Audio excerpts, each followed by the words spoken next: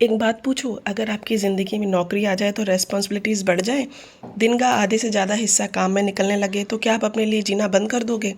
क्योंकि शायद हम सभी ज़िंदगी के एक ऐसे फ़ेज़ में आता है, जब हम खुद से कहते हैं कि अभी काम थोड़ा सेटल हो जाए, फिर अपने लिए टाइम निकालूँगी। लेकिन वो फिर पता ही नहीं चलता कि कब आएगा।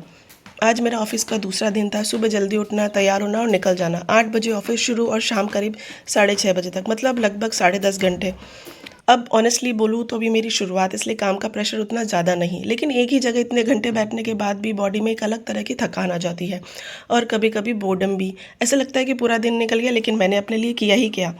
और यहीं पर मुझे एक चीज़ समझ में आई। हम अक्सर समझते हैं, सोचते हैं कि जब लाइफ आसान होगी, जब रिस्पॉन्सिबिलिटीज़ कम होगी, तब टाइम ज़्यादा होगा, तब हम एक्सरसाइज करेंगे, तब खुद का ध्यान रखेंगे, तब अपनी पसंद की चीज़ें करेंगे। लेकिन सच ये है, लाइफ शायद कभी पूरी तरह से खाली नहीं होने वाली। काम आएगा, घर की जिम्मेदारियां आएंगी, थकान आएगी, कभी मूड खराब होगा, कभी बिल्कुल मन नहीं करेगा। लेकिन फिर हम अपने लिए टाइम कब निकालेंगे? शायद हमें टाइम मिलने का इंतज़ार नहीं करना है, हमें टाइम निकालना है। इसलिए ऑफिस से घर आने के बाद फिर मेरे मन में एक ही पल के लिए आया कि आज छोड़ देती हूँ, आज बहुत थक गई। लेकिन फिर मैंने खुद से कहा कि आज अगर मैंने अपने लिए कोई रूटीन बनाया नहीं, तो हर बार मुश्किल आते ही मैं उसे छोड़ दूँगी और फिर वो रूटीन नहीं, सिर्फ एक इच्छा बनकर रह जाएगी। इसलिए मैंने सोचा कि ऑफिस कल भी जाना है, काम कल भी करना है, रेस्पॉन्सिबिलिटीज़ भी अपनी जगह है, लेकिन मेरा हेल्थ, मेरी एनर्जी और मेरा खुद के लिए निकाला हुआ टाइम भी ज़रूरी है। और फिर मैंने बस शुरू कर दिया। कोई बहुत बड़ा वर्कआउट नहीं, बस थोड़ा सा मूवमेंट, थोड़ी सी जंपिंग और थोड़ी सी एक्सरसाइज। लेकिन उस वक्त मुझे एक चीज़ बहुत बहुत अच्छी लगी। मैंने अपने दिन के सारे घंटे दूसरों की ज़रूरत और काम और रेस्पॉन्सिबिलिटीज़ को दिए और आखिर में कुछ मिनट खुद को भी दिए हैं। और शायद यही सेल्फ केयर का मतलब हो। हमेशा स्पा वेकेशन या कोई बड़ी चीज़ नहीं होती। कभी कभी सेल्फ केयर बस इतना होता है कि थक जाने के बाद भी खुद को कम्प्लीटली भूलना नहीं है। अगर आप भी किसी ऐसी ज़िंदगी से गुजर रहे हैं तो जहाँ दिन भर काम है, घर की जिम्मेदारियाँ हैं, फैमिली, करियर, तो मैं बस इतना सा कहना चाहती हूँ कि अपने सपनों को हमेशा बाद में मत रखो।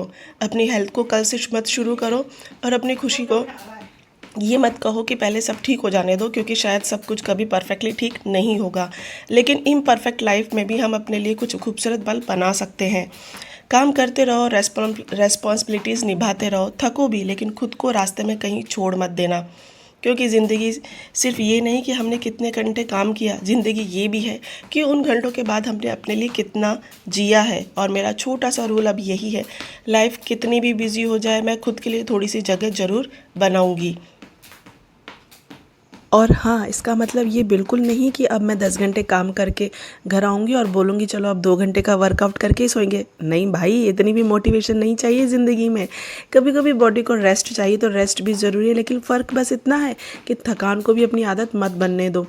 क्योंकि हम अक्सर दूसरों को तो बोल देते हैं कि अपना ध्यान रखा करो, लेकिन खुद की बारी आती ही कल से पक्का। और ये कल वाली तारीख ना कभी आती है ना कभी आएगी। इसलिए थोड़ा थोड़ा करके शुरू करो। 10 मिनट हो तो 10 मिनट, 20 मिनट हो तो 20 मिनट। परफेक्ट करने की ज़रूरत नहीं है, बस खुद को प्रायोरिटी लिस्ट से बाहर मत करो।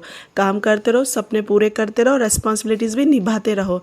लेकिन बीच बीच में खुद से भी पूछते रहो, मैं ठीक हूँ ना? क्योंकि आखिर में ज़िंदगी कोई रेस नहीं है जिसमें सबसे पहले फिनिश लाइन पर पहुंचना है। थोड़ा रुकना भी है, हंसना भी है और खुद का ख्याल भी रखना है। और हाँ, वर्कआउट मिस हो जाए तो खुद को जज भी नहीं करना, बस अगले दिन फिर से शुरू कर देना। कंसिस्टेंसी का मतलब कभी ना रुकना नहीं है, कंसिस्टेंसी का मतलब है रुकने के बाद भी वापस